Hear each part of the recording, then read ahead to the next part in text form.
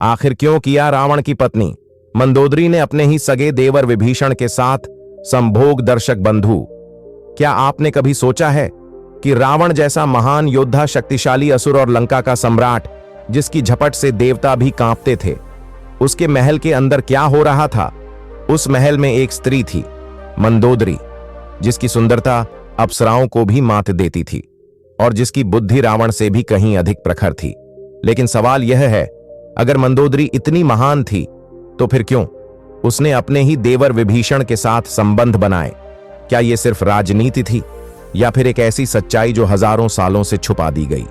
आज हम जानेंगे उस रहस्य को जो रामायण की पंक्तियों के बीच दबा है, एक ऐसी कथा जो शायद आपने पहले कभी नहीं सुनी होगी। दर्शक बंधु, इन सारे सवालों का जवाब रामायण काल की एक कथा में छिपा हुआ है, जो आपको बताएगा कि इन कैसे मंदोदरी और मैं भीषण के बीच संबंध स्थापित हुआ। तो चलिए कथा को आरंभ करते हैं।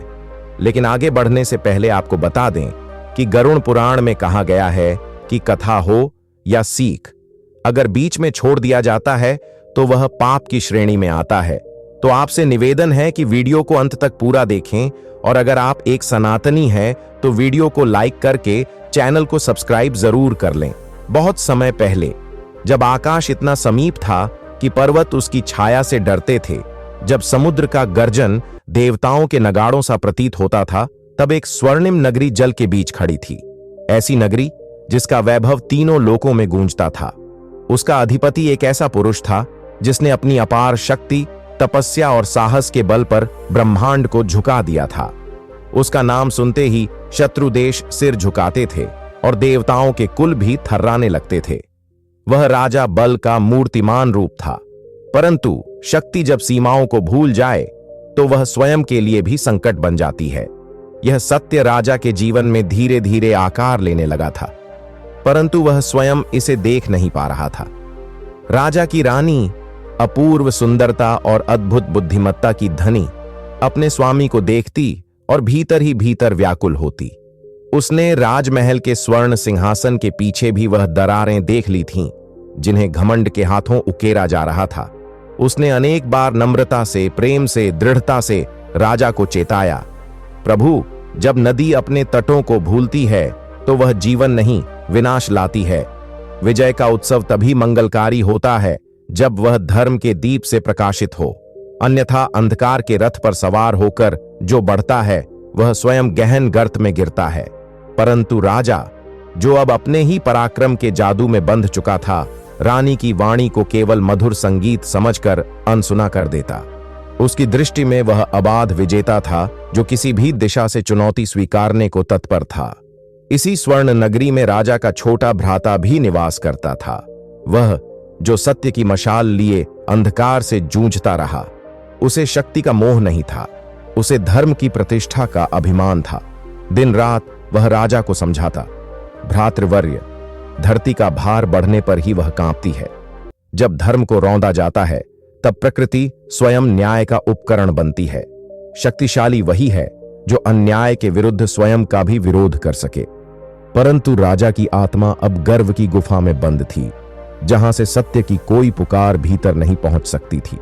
समय बढ़ा और एक दिन राजा ने ऐसा कार्य कर डाला जो धर्म की मर्यादा के समस्त बंधनों को तोड़ने वाला था। उसने एक ऐसी पुण्यात्मा का अपमान किया जो शरणागत थी और जिसने किसी के भी आश्रय का आश्वासन मांगा था। यही अपराध भविष्य की सारी घटनाओं का बीज बन गया। रानी ने अंतिम बार उसे रोका। आंखों में आंसू, वाणी में कातरता और हृदय में आर्तनाद था।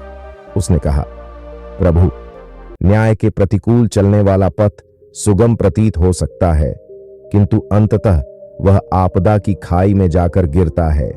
अभी भी समय है, लौट आइए। भ्राता ने भी उसे अंतिम बार समझाया। विजय, जो अधर्म के स्तंभ पर खड़ी हो, रेत पर बने महल की भांति ढह जाती है। परंतु राजा का उत्तर केवल एक था, पराजय का भय मुझे नहीं। और तब प्रकृति ने अपनी गति पकड़ी।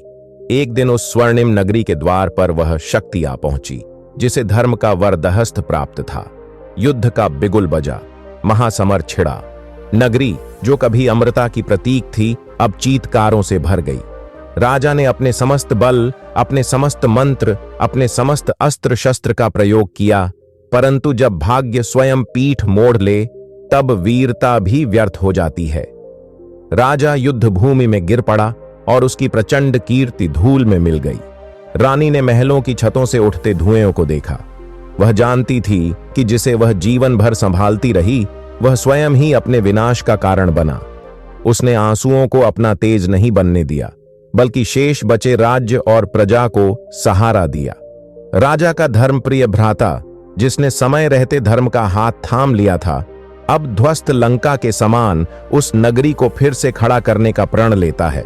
वह जानता था कि शक्ति का आदर तभी संभव है जब उसे धर्म का अंकुश मिले। रानी, जिसने अपने प्रेम को पराजय नहीं बनने दिया, उसके साथ मिलकर उस नगरी का पुनर्निर्माण करती है। वह नगर अब केवल स्वर्ण से नहीं, धर्म, करुणा और न्याय से दमकता है।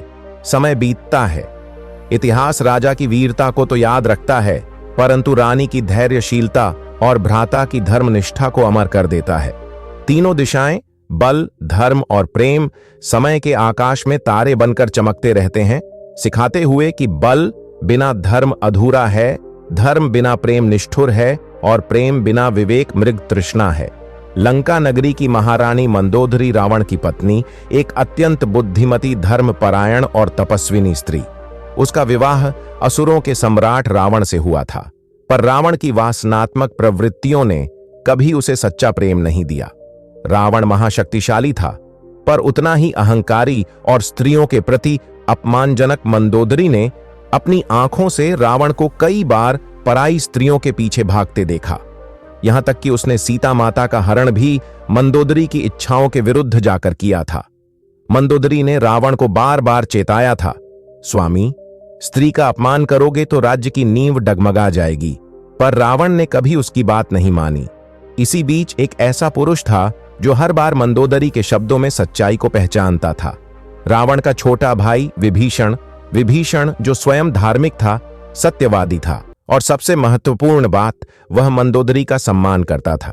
दोनों के विचार मिलते थे, दोनों सत्य के पथिक थे और इसी समानता ने उनके बीच एक सूक्ष्म आकर्षण की शुरुआत कर दी थी।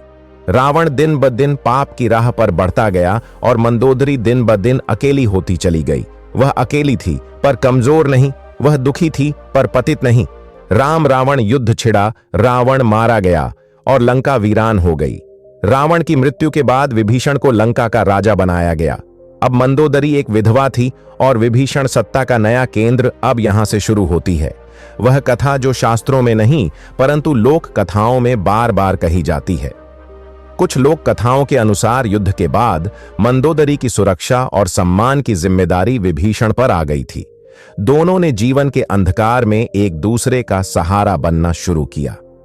कहा जाता है कि मंदोदरी ने स्वयं विभीषण से विवाह किया और कुछ कथाओं में यहां तक कहा गया कि उन्होंने विवाह से पहले ही एक दूसरे को स्वीकार कर लिया था।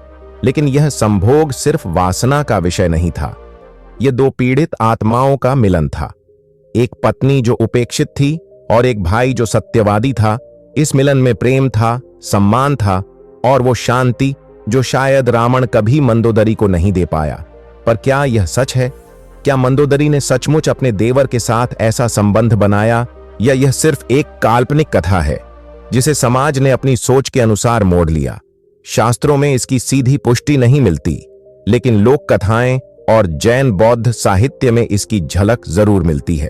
अब सवाल यह नहीं कि उन्होंने संभोग किया या नहीं, सवाल यह है अगर किया तो क्या वो गलत थी या फिर उसने वही किया जो एक स्त्री को उस समय करना चाहिए था, अपने आत्मसम्मान और अस्तित्व की रक्षा।